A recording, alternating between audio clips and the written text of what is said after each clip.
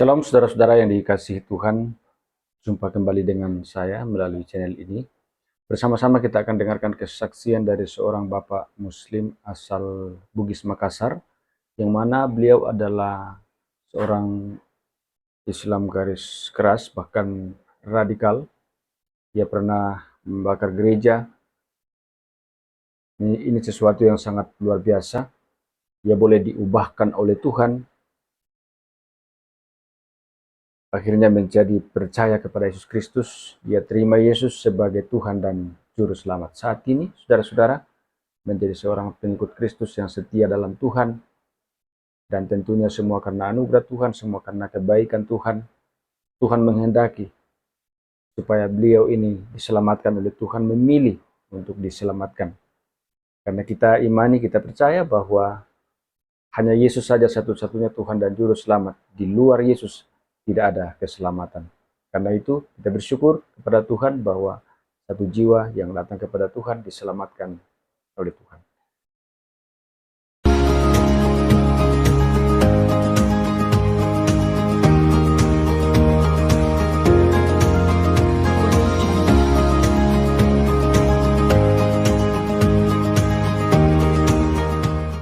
Ya, terima kasih. Selamat malam, salam. Selamat malam buat pemirsa dimanapun berada. Saya memperkenalkan, saya Rifai, asli Sulawesi Selatan, Bugis Makassar. Latar belakang kami ini adalah Muslim, bisa dibilang garis keras. Dulu saya dididik dengan secara garis keras. Saya disekolahkan di SD Aisyah, terus masuk di SMP Muhammadiyah dan SMA Muhammadiyah.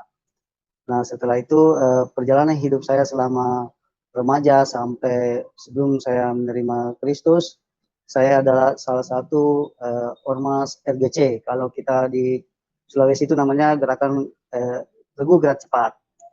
Dan setiap 1 bulan sebelum Ramadan, kami biasanya itu melakukan penertiban seperti gereja-gereja atau mungkin klub-klub seperti itu. Jadi seiringnya waktu berjalan, kita selalu melakukan seperti pembakaran gereja.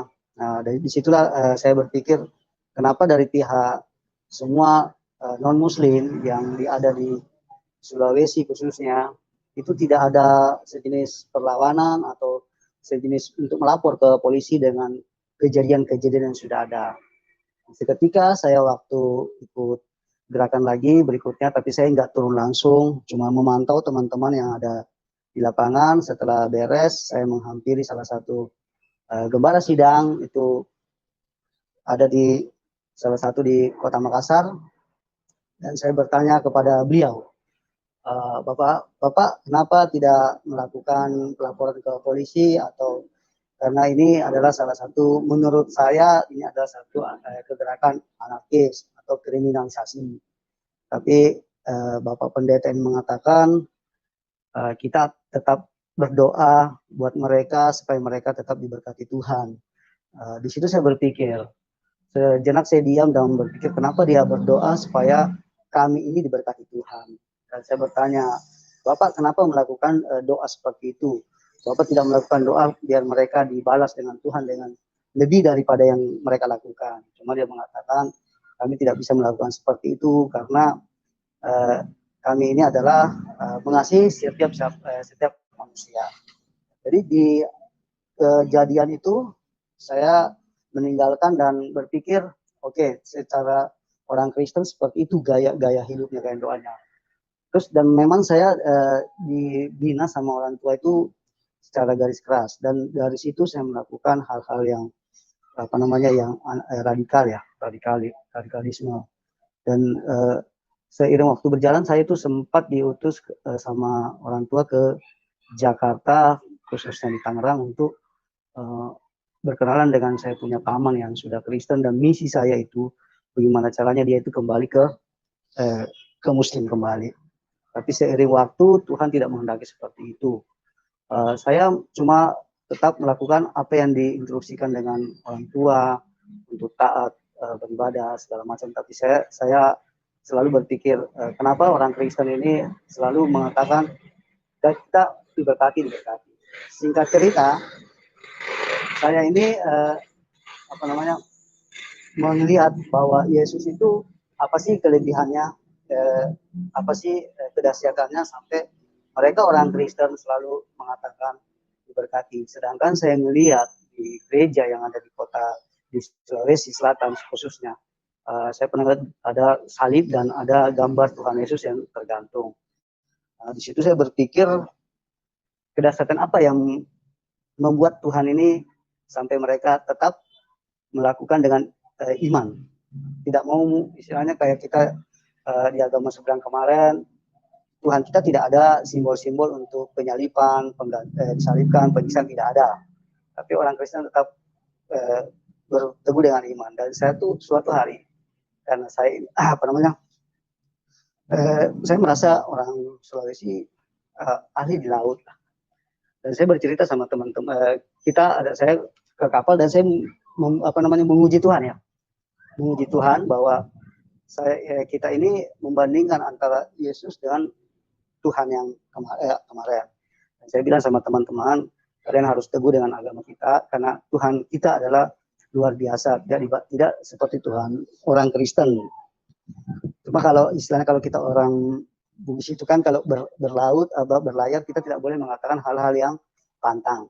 Nah, salah satu kita punya nakoda mengatakan begini, dan jangan ngomong sembarangan di tengah laut, karena takutnya Tuhan orang Kristen itu marah sama kita terjadi apa-apa. Jadi saya bilang, bos, jangan takut, karena Tuhan orang Kristen itu adalah sekedar nabi, tapi Tuhan kita adalah Tuhan.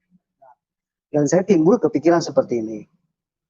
Saya akan ingin melihat kehebatan Yesus Kristus, Yesus. Dan saya bilang dalam hati saya, kalau memang Yesus itu juru selamat dan Raja Damai, saya akan membuktikan. Jadi di kapal itu saya meminta badai yang paling dahsyat, yang mungkin tidak pernah kita alami sebagai pelaut atau mungkin sebagai yang ya seringlah kita ke laut seperti apa gitu ya. Nah, waktu saya minta itu, tapi saya tidak minta dengan secara sikap doa, saya tidak minta dengan betul-betul bersungguh-sungguh. Saya cuma karena niat saya itu untuk mencobai saja. Seketika itu jelang beberapa menit, kurang lebih sampai 15 menit, badai besar, angin kencang dan hujan turun. Nah, waktu hujan turun dan angin kencang, saya merasa sebagai orang Sulawesi ya ini biasa. Karena semakin jauh kita berlayar, semakin besar badai dan gelombang. Tapi nakoda yang bernama Pak Lias ini mengatakan, sudah 47 tahun saya melakukan pelayaran, baru kali ini mendapatkan gelombang dan badai yang sangat luar biasa. Nah, karena memang Pak Lias ini ahli di bidang bermain dengan gelombang dan membawa kapal kapasitas mungkin sekitar 10 sampai 15 ton ya. Kita kapal kayu. Dan saya berpikir lah, Pak Lias mengatakan ini badai terbesar. Jadi saya bilang sama Pak Lias, gimana Pak Lias? Udah kamu bantu teman-teman yang lain untuk mempersiapkan pompa air dan pompa air cadangan lainnya. Saya bantu teman-teman. Terus begitu saya mau turun ke palka, kita ada istilahnya palka ya. Teman yang di bawah palka ini yang dengar tadi obrolan, dia bilang, jangan turun ke bawah. Karena gara-gara kamu, Tuhan orang Kristen itu kemungkinan marah sama kita. Jadi terjadilah badai seperti ini. Jadi saya tidak turun. Saya ke depan ke ruangan kemudi. Saya bilang, Pak, gimana Pak? Udah, ripai semua kayu, kamu ikat, terus deret turun ke air. Karena kapal kita ini adalah muat kayu ya. Jadi kalau kapal kayu ini kita turunkan ke laut, baru kita tarik, jadi kapal kita agak naik karena beban sudah berkurang. Tapi tidak ada perubahan. Tetap ombak itu pecah di depan ruangan kemudi, di depan palka. Seperti itu. Dan saya kepikiran begini, karena memang saya ini mau menguji Yesus, saya bilang, Yesus tolong buktiin dari sekarang untuk menghilangkan gelombang besar dan badai. Cuma saya waktu setelah minta menghilangkan, saya memang berjanji bahwa kalau memang ini terjadi hilang, nah, saya akan mengikut Yesus. Saya bilang saya akan menjadi pengikut kamu yang paling setia. Saya mengatakan seperti itu. Seketika, karena saya itu hari masih merokok ya, rokok di tangan masih ada, dan saya sempat kurang lebih 15 menit saya sempat tertidur. Tapi kenapa saya bilang 15 menit? Karena waktu saya mengatakan seperti itu rokok masih di tangan saya. Dan rokok itu masih menyala di tangan saya begitu saya terbangun. Dan waktu saya terbangun, itu badai udah reda. Sudah sangat teduh.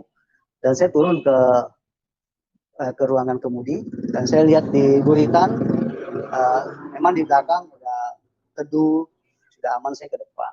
Terus saya tanya, gimana Pak Elias? Kayu kita naik. Ya, naikkan. Dapat informasi naikkan, saya sama teman-teman yang di kapal itu naik. Kalau saya sih sebenarnya bukan salah satu awak kapal, enggak, karena saya suka ikut berlayar saja. Nah, setelah itu teduh dan dia mengatakan, saya bingung, kok bisa terjadi seperti ini. Badainya tiba-tiba datang, hujannya tiba-tiba datang, ombak terlalu besar buat saya. Dan begitupun seketika hilang teduh. Biasanya kalau kita di laut, kalau ketemu badai, biasanya hujannya dulu yang hilang. Kira-kira 1 jam atau 2 jam baru gelombang mulai teduh. Itu pun kalau teduh. Tapi kalau enggak, hujan hilang, gelombang tetap besar. Nah, saya tanya ke Pak Elias, maksud Pak Elias, ini salah satu keajaiban. Dia jawab, iya. Nah, perjalanan kita ke Jakarta itu adalah 3 hari 3 malam, karena kita bukan kapal pelni ya, kita kapal kayu, 3 hari 3 malam. Setelah perjalanan 1 malam 1 hari, saya besokannya saya berpikir lagi, apa iya ini pertolongannya Tuhan Yesus? Karena saya masih ragu dan saya berpikir saya kan tidak mungkin jadi orang Kristen, dan ini bukan pembuktian yang betul-betul ada saksinya seperti apa. Nah, waktu pagi, teman-teman biasanya kalau pagi kita di kapal itu kita sarapan di buritan, sambil ngobrol-ngobrol, dan saya bilang sama teman-teman, ini bagaimana kemarin kejadian. Dia bilang, ada yang komen-komen teman-teman lah segala macam. Ada yang ngomong, bos jangan bilang begitu lagi, takutnya terjadi lagi seperti itu, karena kan memang kita orang Bugis. Maka itu kalau di laut kita nggak boleh ngomong sembarangan. Jadi saya bilang begini, apakah menurut kamu itu Tuhan Yesus yang marah, Tuhan orang Kristen yang marah atau gimana? Salah satu teman kita ini mengatakan begini, bisa jadi. Jadi saya bilang begini lagi, ini kan sangat teduh, perjalanan juga sangat baik. Saya mau buktikan bahwa Yesus itu punya kekuatan dibanding Tuhan kita. Karena saya sangat yakin bahwa Yesus itu tidak memiliki kekuatan dibanding Tuhan kita. Ada teman mengatakan, maksudnya bagaimana? Saya akan mencoba Yesus. Kalau memang itu bisa terbukti ya, berarti dia hebat. Teman yang ngomong begini, maksudnya gimana? Saya bilang, saya akan minta gelombang yang lebih besar daripada yang kemarin. Setelah itu, saya mau lihat buktinya. Dia bisa nggak melakukan keselamatan buat kita. Teman ngomong begini, terus kalau bisa gimana? Saya bilang, saya akan ikut dia. Nah, ini perkataan saya ini ada saksinya. Salah satu, maksudnya ada beberapa teman yang di kapal itu, saya mengatakan sama mereka. Kalau kemarin nggak ada saksi, saya cuma mengatakan dalam hati. Ini ada saksi. Ada yang ngomong, jangan begitulah, jangan cari masalah. Saya bilang tidak, saya ingin tahu. Yesus itu adalah Isa Al-Masih. Setahu saya sih, saya bilang dia cuma sekedar nabi, dan Allah Subhanahu Wa Taala itu adalah Tuhan. Jadi pikir saya, Tuhan itu lebih dahsyat daripada nabi.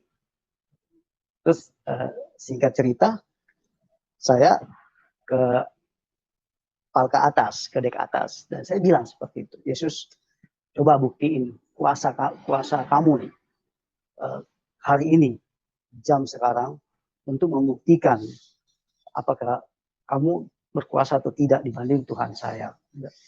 Nah, setelah saya mengatakan seperti itu, kurang lebih 15 menit sampai 30 menit, hujan gerimis mulai turun. Dan saya pikir ya cuma gerimis biasa. Saya turun ke bawah, ke dapur, dan saya ambil teh manis, saya duduk di samping jurumudi. Kapten kapal mengatakan gerimis lagi. Saya bilang, ya gerimis aja lah Pak, nggak apa-apa, biarin. Kita kan orang Bugis. Prinsipnya begini, kita lebih baik mati tenggelam daripada pulang gagal. Jadi artinya kalau memang dahsyat badai, kita nggak bakal pulang, tetap kita perjalanan kita lanjut seperti itu. Nah, dan memang betul itu badai dahsyat banget, dahsyat banget. Nah, setelah dahsyat banget, saya berpikir apakah benar ini permintaan saya kepada Yesus. Nah, kalau zamannya dulu itu kita tidak punya namanya handphone, tidak punya namanya alat komunikasi, kita di kapal itu cuma orari. Nah, setelah itu hujan terus datang, badai mulai kencang, terus bahkan Pak Lia sendiri ngomong, katakan ini badainya lebih besar daripada yang kemarin. Jadi saya berpikir ya wajar. Terus saya bilang, terus gimana Pak Lias? Kita lanjut perjalanan. Cuma waktu hari kedua, itu kapal kita tidak bisa maju karena gelombang terlalu besar. Jadi begitu maju, dihantam gelombang, dia sedikit mundur. Nah, cuma Pak Lias berpikir mengatakan seperti ini. Saya aneh hari ini. Hari ini saya pantau sekitar kapal kita kurang lebih 1 mil, atau kalau 1 mil perhitungan saya dulu itu 1 mil itu kurang lebih 1 kilo ya, 1.000 meter. Tapi kalau kita pakai teropong itu kelihatan dekat. Nah, Pak Lias melihat kapal nelayan di sekitar kita itu tidak digoncang badai. Cuma kapal kita aja digoncang badai. Nah, saya bilang sama Pak Lias, coba Pak Lias monitor sama kapal kita, teman kita yang di belakang. Kita monitor ke belakang. Dan kapal belakang mengatakan, kita perjalanan sedang cepat dan laju sekali, tidak ada masalah, tidak ada halangan, badai pun tidak ada.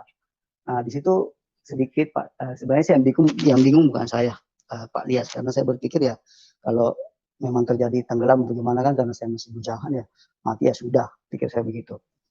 Nah, begitu saya dengar kata Pak Lias, mereka tidak ada masalah, dan jarak dia sama kita itu kurang lebih sekitar 1.000 sampai 800 meter. Jadi saya bilang, Pak Lias bisa pinjam teropongnya, saya lihat teropongnya benar, mereka tidak ada goncangan seperti badai seperti itu. Nah, saya kembalikan ke Pak Lias, saya bilang, Pak Lias terus gimana? Dia mengatakan ini hal yang tidak wajar, kata dia. Saya sempat berpikir apakah ini permintaan saya kepada Yesus membuktikan bahwa dia itu berkuasa dan luar biasa. Cuma saya kembali berpikir, saya kan orang Muslim dan saya tidak mungkin, Yesus tidak mungkin bisa mengalahkan Tuhan saya. Jadi ada kebimbangan, apakah Yesus itu benar berkuasa atau Tuhan saya yang tidak ada kuasanya. Cuma saya bertahan kurang lebih 4 jam. Saya tidak mau meminta kepada Tuhan Yesus habis semua ini atau hentikan badai seperti kemarin, saya enggak. Saya bertahan kurang lebih 4 jam. Di jam kedua Pak Lias mengatakan sama kapal di belakang, monitor Kijan 1 kalau bisa merapat karena kami dihajar badai. Kapal belakang balik menjawab dengan pesawat tadi, memang kapal kalian digoncang badai, tapi badai itu seperti di dalam kaca. Jadi kita itu seperti di dalam gelas yang digoncangkan gelasnya saja, dan kita tergoncang, tapi di sekitar tidak terjadi apa-apa. Nah, di situ kata Pak Lias aneh. Terus saya bilang, terus gimana Pak Lias? Bagaimana? Saya bilang ya, gimana? Saya bilang ya, jadi saya tidak tahu. Mereka menginstruksikan tetap ikat kayu dan tetap diturunkan ke laut kembali. Saya berpikir ya kasihan teman-teman. Dengan ulah saya seperti ini, mereka kerja berat. Cuma saya tidak mau melakukan hal yang seperti kemarin, karena saya berpikir ya Tuhan saya lebih dahsyat daripada Nabi Isa. Jadi begitu kapal sudah merapat dan dia betul-betul tidak bisa memepet kita, nah di situ saya baru sadar bahwa Tuhan itu Yesus itu dahsyat. Dan saya mengatakan yang kedua kalinya, kalau Tuhan bisa selamatkan kami seisi kapal ini, saya pastikan mengikut Yesus dan saya tetap paling setia seperti itu. Tapi saya mintanya tidak lama, seketika. Ya kejadiannya kurang lebih 15 menit. Dan setelah 15 menit memang betul-betul reda. Badai hilang, gelombang hilang, dan kapal teman kita, kapal grup kita itu merapat dan mengatakan ada apa? karena kita ini kan orang Bugis masih percaya namanya ilmu, santet atau seperti itu. Jadi kapal yang sebelah nakodanya, karena kapal kita udah merapat, dia mengatakan ada apa? Kalau kita orang Sulawesi yang ngomong guna-guna ya. Siapa yang guna-guna kalian sampai bisa terjadi seperti itu? Cuma saya diam. Jadi waktu pembicaraan nakoda sama nakoda saya diam. Saya malah ke belakang dan salah satu teman ngomong, inilah salah satu tingkah laku kamu di atas kapal ini. Coba kalau kamu nggak ada ini tidak terjadi seperti itu. Dan kamu sudah janji. Teman saya ngomong, buktikanlah permintaan kamu dan apakah kamu tepati apa enggak. Saya bilang, kita ini orang Bugis yang bisa dipercaya. Kalau kita sudah mengatakan iya, itu sudah harga mati. Karena memang zaman itu saya pegang prinsip. Nah, setelah kejadian itu, sampailah kita ke pelabuhan Muara Baru. Kita berlabuh, semua istirahat. Saya kembali ke kita ada asrama ya di Muara Baru. Nah di Muara Baru inilah saya merenungkan apakah saya menepati janji saya atau tidak. Karena saya berpikir begini, kalau saya jadi orang Kristen, ya saya berpikir kalau saya ini pasti masa depan udah habis, gitu saya pikir begitu. Karena orang tua di Makassar ini kan salah satu tokoh agama yang cukup terkenal, dan saya berpikir kalau saya mengikuti Yesus pasti saya habis. Tidak mungkin tidak. Kenapa? Beberapa kami melihat orang yang murtad itu di Makassar ya habislah, diusir dari keluarga, kalau perlu mungkin dimatikan atau seperti apa gitu. Dan saya tidak melakukan janji itu. Saya menyangkal. Seiring waktu berjalan itu saya menyangkal kurang lebih 2 tahun. Saya kembali ke Makassar, dan di Makassar selalu saya terngiang-ngiang dengan ucapan saya untuk menepati janji saya ke Tuhan Yesus. Setiap apa yang saya lakukan, di mana saya berada, dan ada waktu untuk berdiam, saya keingat, dan saya tidak melakukan apa-apa itu kurang lebih 2 tahun ya. Tidak melakukan apa-apa kurang lebih 2 tahun. Jadi begitu saya diam, terus saya terus seperti ditagih, mana janji kamu, dan saya tidak fokus. Saya kembali ke rumah dan saya ketemu salah satu gembala itu sudah almarhum sekarang, dan saya bercerita. Dan saya cerita semua yang saya rasakan, dan dia mengatakan, itulah Tuhan yang selalu menepati janji. Dan setiap pertolongan Tuhan tidak pernah terlambat. Dan saya berpikir itu betul. Karena saya minta dikasih, dan saya minta keselamatan di kapal dan teman-teman, Tuhan kasih. Nah itu perjalanan hidup saya sampai saya menjadi Kristen. Setelah saya menerima Kristen, di Makassar pun tidak ada gereja yang mau baptis saya. Jadi saya ikut ibadah aja, duduk paling belakang, ikut ibadah pemuda remaja, duduk paling belakang, dan saya merasakan ada ketenangan pada saat duduk di gereja. Walaupun saya paling di belakang itu ada ketenangan, tapi masalahnya gereja tidak ada yang mau baptis. Nah setelah itu saya balik lagi ke hamba Tuhan yang di gereja segala bangsa ini, dan dia menulis surat dan menyuruh saya ke Jakarta. Di Jakarta saya dialamatkan ke Petamburan 4. Itu ke Seminari Betel ya. Dari Seminari Betel saya bawa surat itu, diterima sama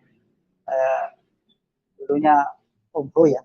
Om Ho, kalau almarhum Om Ho, ketua GBI di Jakarta, terima, dan saya diasramakan setelah kurang lebih 3 minggu.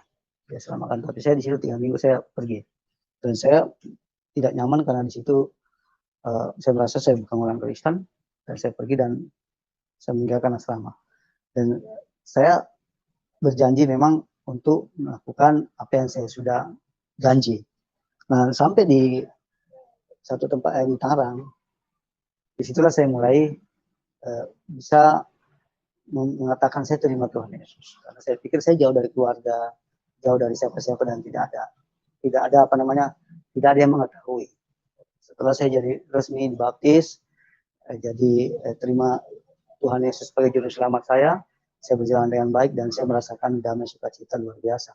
Seakan-akan waktu kasih mula-mula itu, saya itu selalu mau ada di bawah naungan gereja. Saya ikut KKR, saya ikut persekutuan apapun. Kalau hari Minggu saya ikut ke Pegading ibadah, terus sorenya saya ikut ibadah yang dimana saya dibaptis, terus berjalan. Nah, seiring waktu, keluarga nggak ada yang tahu saya orang Kristen. Seiring waktu, ada yang tahu bahwa saya itu Kristen. Orang tua karena zamannya itu tidak ada handphone, tidak ada alat komunikasi yang baik, saya tidak bisa dihubungi. Jadi saya berjalan seperti mengalir aja di Tangerang, di Banten ini, mengalir aja. Cuma masalahnya waktu pas hari raya Idul Fitri itu saya telepon ke rumah. Kalau di rumah kan dulu pakai telepon rumah ya, yang ya saya kuartal telepon dan saya telepon orang tua dan orang tua memang yang angkat ibu ya, saya yang angkat dan saya bilang Assalamualaikum Bu, selamat hari raya Idul Fitri. Dia langsung mengatakan saya dengan kamu menjadi orang Kristen begini. Saya awal waktu bertanya seperti itu saya bilang enggak, itu salah. Siapa mengatakan coba tunjukkan orang yang bisa salah. Nah, itu pun saya kategorinya masih termasuk menyangkal. Waktu itu saya sudah dibaptis, saya menyangkal. Setelah itu saya di waktu berjalan lagi, saya kan sering ketemu sama teman-teman yang hamba Tuhan. Saya suka berkecimpung sama teman-teman BPD dan mengatakan kamu itu menyangkal seperti itu. Dan ketahuannya kami resmi jadi orang Kristen setelah kami menikah. Karena kami kan kalau menikah itu pemberkatan dan orang tua saya mengerti aturan-aturan kekristenan. Orang tua saya mengerti aturan kekristenan. Begitu dia tahu saya pemberkatan, dia udah mutlak mengatakan Rifai jadi orang Kristen. Nah, disitulah saya salah satunya menjadi buronan adat karena di adat kami ini sangat keras sekali. Jadi saya setelah nikah keluarga kita ini ya hidup apa adanya. Bahkan saya pernah ke Jakarta tinggal itu kita cuma ngontrak saya satu kamar lah kos-kosan, terus toilet kamar mandi rame-rame dan betul-betul tidak ada merasakan itu betul-betul penderitaan buat saya. Tapi saya yakin, saya percaya bahwa penyertaan Tuhan selalu menyertai saya. Waktu kami sudah menikah, kami ngontrak sana sini ya puji Tuhan kami tidak pernah kekurangan makanan. Walaupun kami itu ngontrak sana ngontrak sini karena posisi saya ini dicari sama keluarga, bahkan bapak pun sempat mengutus adik saya dan sepupu saya paman untuk mencari saya seperti itu. Jadi ceritanya sangat luar biasa waktu kami ketahuan jadi orang Kristen. Ya sampai sekarang inilah mungkin sampai sekarang ini masih separuh keluarga yang belum terima. Yang ada pun mungkin dia terima karena mungkin supaya tahu saya berada di mana, posisi di mana. Itu cuma ya pura-pura aja. Oh terima begini, tapi saya nggak mau kasih tahu identitas seperti apa. Nah seperti itu kesaksian kami. Terima kasih. Tuhan Yesus memberkati. Silakan Pak Yusuf. Halo. Halo. Ya, halo. Ya, halo Pak. Iya Pak. Oke Pak. Ya, oke Pak. Masih ada yang mau dilanjutkan atau kita berkembang di dalam diskusi? Boleh. Oke. Ya, baik teman-teman. Kita sudah mendengarkan bagaimana Pak Rifai adalah seseorang yang dulu dengan latar belakang Islam garis keras dan kegiatan-kegiatannya cukup banyak merugikan kekristenan. Tetapi di situ kita melihat bahwa Tuhan Yesus adalah Tuhan yang sangat baik. Dan Tuhan Yesus adalah Tuhan yang sangat berkuasa. Tuhan Yesus datang dan mengubahkan seorang yang tadinya begitu menentang, begitu membenci kekristenan, begitu membenci Tuhan yang sebenarnya yang ada di dalam diri daripada Bapak Rifai. Ya, dan tindakan-tindakan kebencian itu diwujudkan lewat membakar gereja dan lain-lain. Ya. Dan kita melihat bagaimana tadi sudah disampaikan bahwa Tuhan hadir dan mengubahkan kehidupannya, dan setelah berjumpa dengan Tuhan Yesus terjadi perubahan yang luar biasa. Oke, saya ingin sedikit bertanya kepada Pak Rifai. Ya, Pak. Jadi setelah Bapak menerima Tuhan Yesus, apa saja yang Bapak rasakan sehingga Bapak benar-benar menjadi sangat yakin bahwa Tuhan yang benar itu adalah Tuhan Yesus? Apa saja yang terjadi di dalam hidup Bapak? Apa saja yang Tuhan Yesus nyatakan di dalam kehidupan Bapak selain 1-2 mujizat tadi yang Bapak sudah ceritakan kepada kita? Oke, saya rasakan seperti ini. Mungkin kalau di antara kita hidup dengan berkecukupan, kita mungkin tidak merasakan pertolongan Tuhan.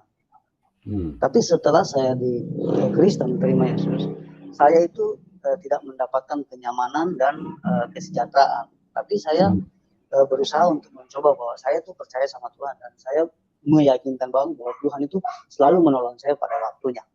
Waktu kami ini saya berbicara setelah kita berkeluarga, dan kami hidup berdua, dan sampai sekarang waktu punya anak sampai sekarang itu kita betul-betul bisa dibilang ya kalau kita bisa makan hari ini udah puji Tuhan banget.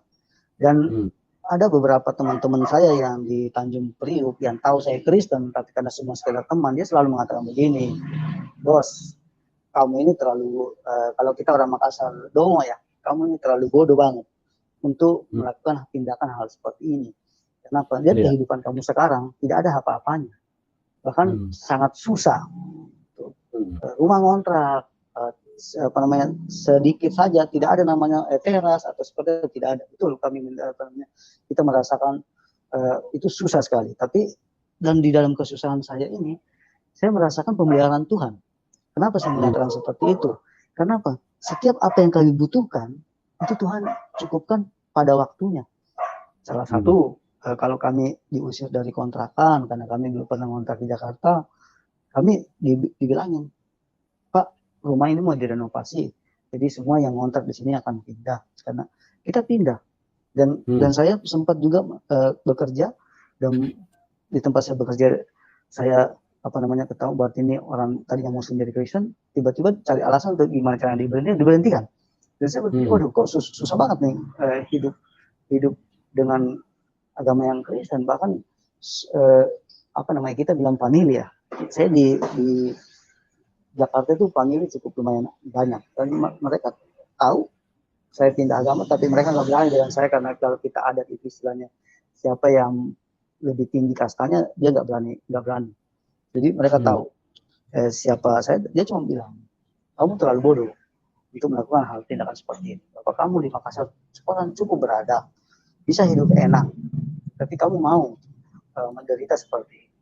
Apa yang kamu dapatkan? Saya pikir saya cuma bilang ya saya kan tidak mendapatkan secara materi, tapi saya mendapatkan kenyamanan. Tapi di dalam waktu kami itu ngontrak dan hidup pas-pasan, kita tidak pernah merasa kenapa hidup kita seperti ini. Kita selalu cukup dan kita sukacita. Memang kita tidak bisa membeli apa yang kita inginkan.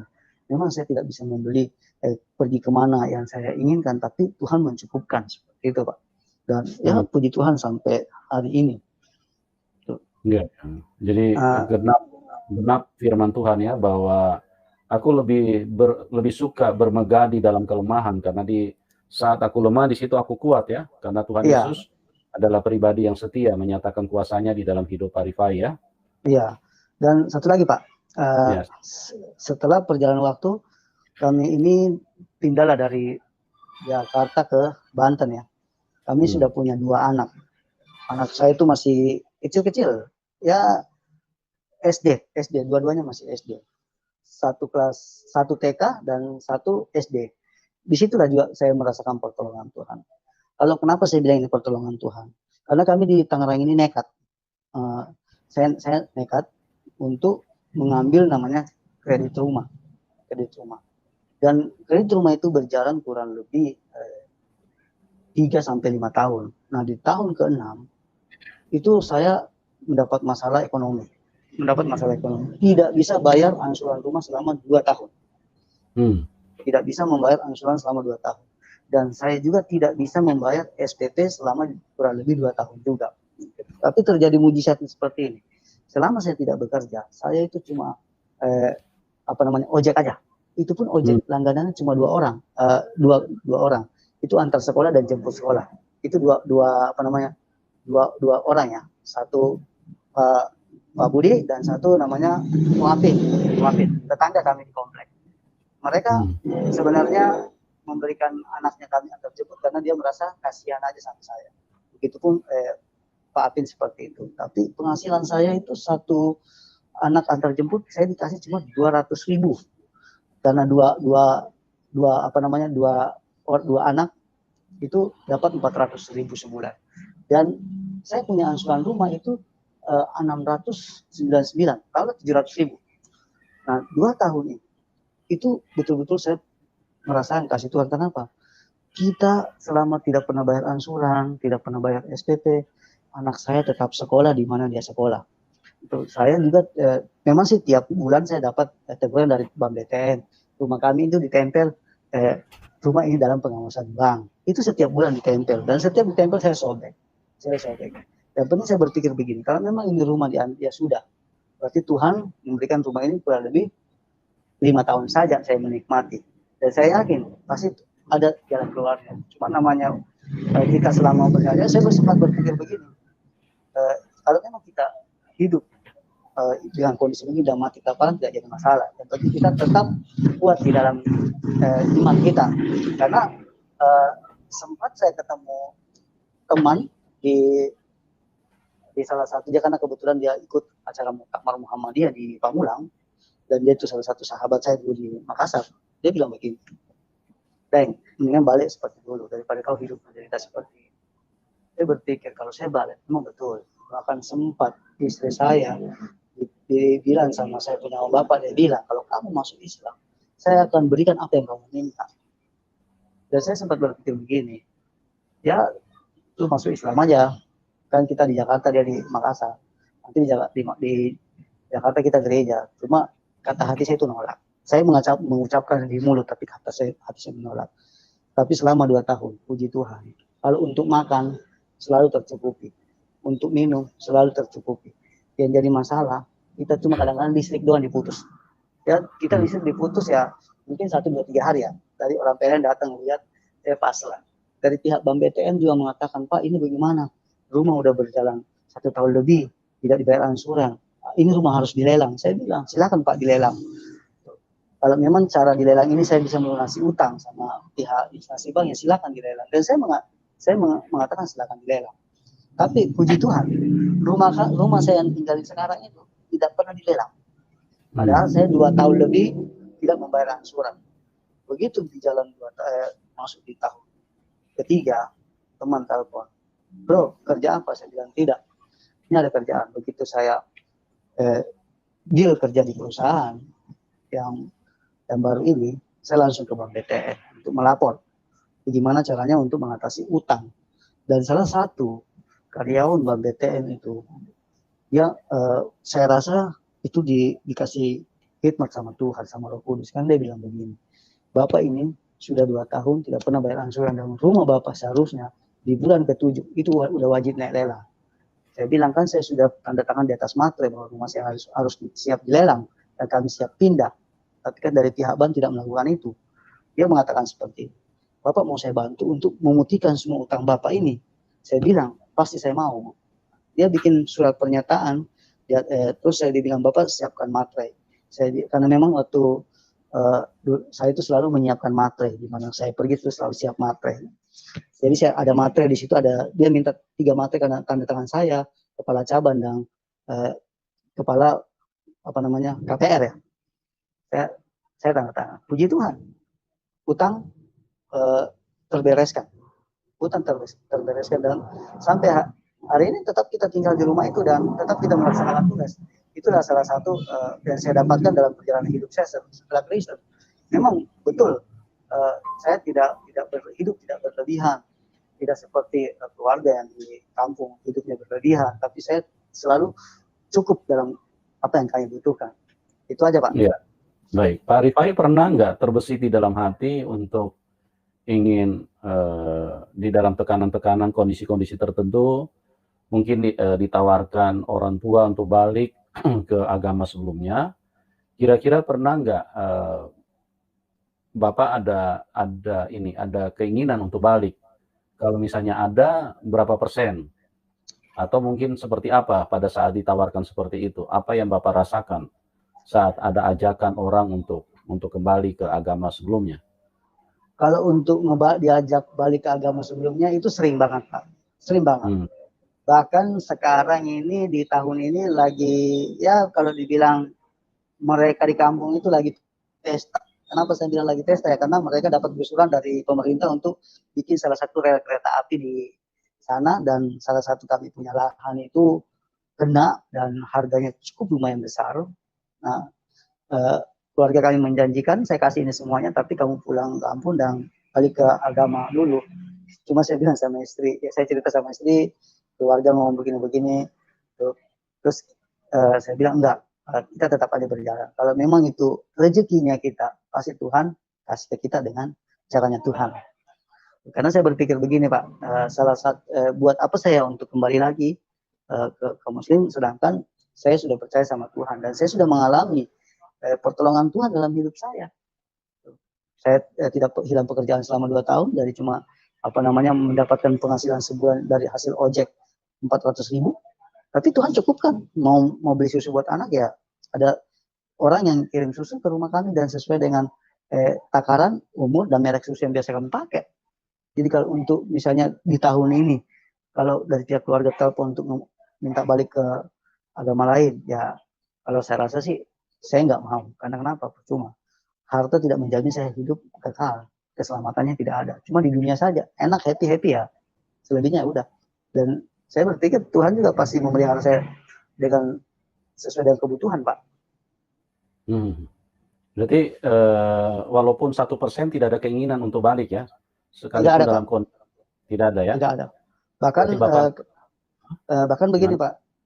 Kalau untuk saat ini kan memang saya sudah tidak bekerja karena perusahaan karena COVID atau sebagainya, jadi saya sudah tidak bekerja. Bahkan saya selalu istri saya selalu ngomong, udah coba aja ngomong sama bapak, pinjam duit buat beli beras seperti apa. Mas saya ngomong enggak, saya nggak mau ngomong telepon keluarga di kampung bagi duit, saya lagi nggak kerja atau bagaimana, terus mereka kasih, nggak mau. Saya nggak mau dia mengatakan begini, katanya Tuhan lu bisa mencukupkan, katanya Tuhan lu bisa nolong. Saya nggak mau mereka mengatakan seperti itu. Saya kalau memang tidak makan, ya puji Tuhan, berarti mungkin ajar saya sampai di situ. Itu aja, hitungannya mati ya udah mati aja. Seperti itu, Pak. Oke, Pak. Terus hubungan dengan orang tua saat ini bagaimana, Pak? Sudah komunikasi baik atau masih dalam kondisi tertentu?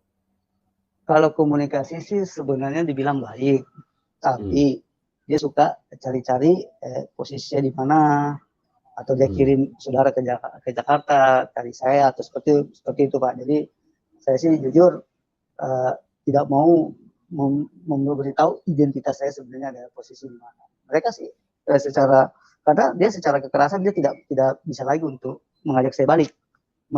Saya berpikir mereka pakai metode baik atau bagaimana supaya saya bisa baik sama mereka. Seperti itu, Pak. Kalau menurut Pak Rifai, apa yang mendasari orang tua sampai begitu ngotot untuk menghendaki Bapak balik ke agama sebelumnya? Kan Bapak kan istilahnya sudah dewasa, sudah berhak untuk memilih keyakinannya ya. Kenapa? Apa dasar orang tua yang istilahnya terus sampai saat ini berusaha untuk anaknya bisa kembali kepada agamanya, kepada agama sebelumnya? Kira-kira apa yang menurut Pak Rifai, apa yang Bapak lihat sampai mereka ngotot terus untuk mengajak berulang-ulang untuk harus balik gitu? Apa yang menjadi dasar penilaian Bapak terhadap reaksi mereka seperti itu? Kalau saya melihatnya seperti ini, Pak. Salah satunya karena Bapak kan di Sulawesi adalah salah satu tokoh agama. Dan saya berpikir warga Makassar, setiap yang sering ke Jakarta dan ketemu saya itu, saya memang mengatakan saya itu bukan orang Islam, saya Kristen. Dan salah satunya seperti itu. Dia merasa saya ini tokoh masyarakat, tokoh agama, jadi harusnya anak saya balik. Nah, karena apa? Mungkin faktor dia malu sama keluarga atau sama umat mereka. Karena saya yakin kalau bapak saya terima Yesus, 50% kota Makassar akan terima Yesus. Karena dia adalah salah satu ya orang berpengaruh di Sulawesi. Dan kedua, dia akan terus mengajak saya balik dengan cara apapun karena faktor aset, Pak. Aset. Tuh, terutama seperti keluarga keluarga inti. Karena saya ini 4 bersaudara dan saya anak pertama laki-laki. Kalau kita sebagai suku Bugis Makassar, itu yang berperan utama adalah anak laki-laki. Seperti itu, Pak. Dan mereka ya berharapnya saya balik dan itu bisa aset itu bisa mungkin saya jual atau seperti apa ya, bisa dibagi-bagi atau mungkin saya itu yang dalam ada pikiran saya. Karena mereka selalu mengatakan kalau contoh di tahun lalu lah, di bulan Februari saya kan sempat ke Makassar karena saya ini pekerjaan saya salah satu marketing. Jadi saya ke Makassar ke pabrik semen Bosowa untuk presentasi kita punya produk dan untuk melewati salah satu pabrik itu saya akan melintasi tanah kelahiran orang tua saya. Dan saya ketemu beberapa teman dan mengatakan itu bagaimana kalau di kampung itu kan karena lahan itu ditumbuhi dengan pohon nipah, kalau kita ngomong di sini pohon atap, itu bagaimana? Kapan mau diserahin sama bapak apa sama keluarga untuk ini dibagi seperti apa? Saya cuma katakan saya nggak mau, saya nggak tahu urusan itu, saya nggak tahu. Dan saya rasa karena faktor itulah, Pak. Iya. Baik, Pak. Jadi ada perbedaan ya, Bapak merasakan damai sejahtera, ada kepastian, jaminan yang Bapak rasakan sehingga walaupun dipengaruhi dengan berbagai kondisi, tetap Bapak sudah harga mati untuk ikut Tuhan Yesus ya. Jadi itu sebuah pernyataan yang tegas kepada teman-teman dan juga kepada kondisi-kondisi yang terus silih berganti yang ingin mengajak Bapak. Demikian kesaksian ini saudara-saudara, semoga bermanfaat, memberkati, menguatkan, mengedukasi kita supaya kita semakin semangat dalam Tuhan. Terlebih kita akan semakin sehat kuat dalam memberitakan Injil karena kita ditempatkan Tuhan dalam dunia ini untuk memberitakan Injil, untuk hidup memuliakan Tuhan. Sampai jumpa di video-video berikutnya. Tuhan Yesus memberkati.